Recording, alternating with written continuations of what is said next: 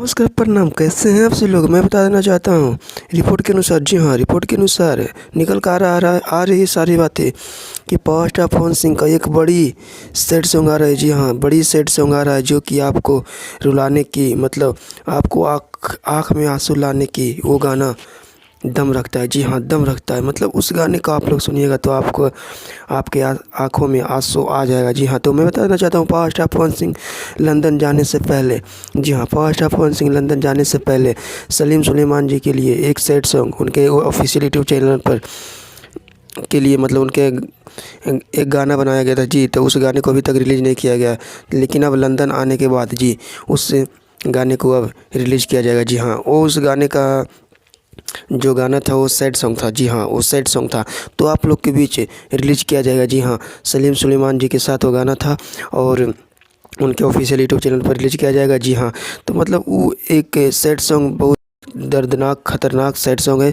जो कि आप लोग सुनिएगा तो आपके आँख में आंसू आ जाएगा। जी, आपके आँख में आंसू आएगा।